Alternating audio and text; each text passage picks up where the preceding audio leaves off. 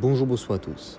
Une vingtaine d'enfants ont été renversés par un véhicule ce vendredi 16 janvier lors d'une sortie scolaire à Marseille, donc a appris BFM TV de sources concordantes.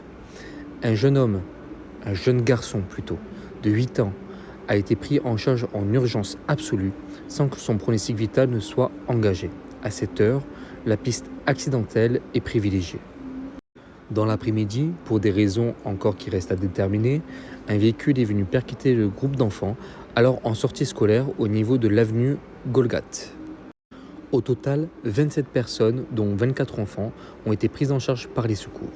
Sur ces 27 personnes, 11 ont été blessées à des niveaux de gravité différents. Un garçon de 8 ans a été pris en charge en urgence absolue.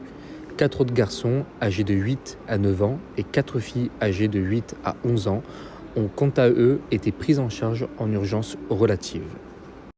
Enfin, 2 femmes âgées de 40 et 27 ans ont été légèrement blessées, elles ont été prises en urgence relative. Selon les informations de BFM TV, les enquêteurs étudient l'hypothèse d'un frein à main qui n'aurait pas été serré ou qui se serait tout bonnement défectué.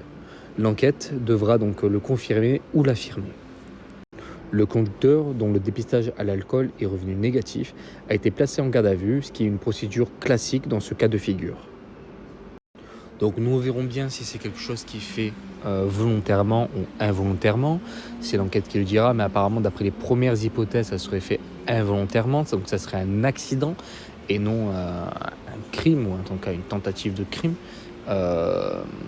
Donc tant mieux si c'est un accident, je vais dire ça comme ça, parce que c'est vrai qu'aujourd'hui nous sommes dans un monde quand même assez instable et malgré qu'il y ait eu des blessés, il n'y a pas eu de mort heureusement en tout cas pour l'instant.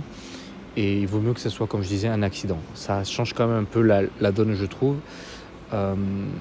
Après, j'espère que bien sûr les enfants vont pouvoir s'en remettre, que ce soit physiquement et psychologiquement. Courage à eux, courage à leurs parents et courage aux 2 femmes aussi aux 2 adultes qui ont été blessés. Je vous remercie, je vous dis à bientôt et n'hésitez pas à commenter, liker, partager et à vous abonner.